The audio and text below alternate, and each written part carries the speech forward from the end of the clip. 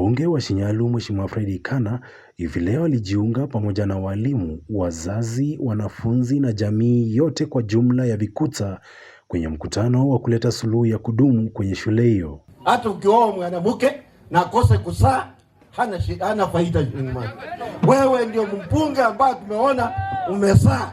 Ukisha saa hivi tuko nyuma yako. Niko na furaha kwa sababu niliwaambia ile shida ambayo tumekuwa nayo hapa ilikuwa ni shida ya kutatua mzozo wa ardhi kati ya jamii na community.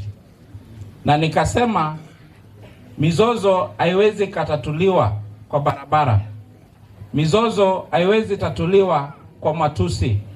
Mizozo haiwezi tatuliwa kwa kurushiana maneno, kurushiana mawe ama kushikania mapanga. Viongozi wazuri ambao wanaelewa mambo ya utatuzi wa hitilafu ya kifikra ni wale ambao wanaleta watu pamoja.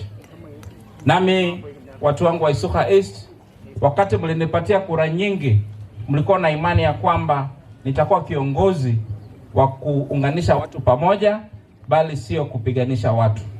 Nami nimeishi nikijua hilo, ndio maana nimesema nifike hapa mimi mwenyewe ili tuzungumze pamoja na tutatue ule mgogoro ambao umekuwa hapa vizuri kwa njia ifaayo, ili hawa wanetu wapate elimu, kwa sababu ni elimu tu ambayo itatuwezesha kuhakikisha jamii zote, sio tu hapa ileo, sio tu Shinyalu peke yake, bali Kenya mzima zimesawasishwa. Mwenendimani na mheshimiwa yito ya nononde solution kula nyola kuzitabu tsiholetse abekutana habala mheshimiwa Fred Ikana.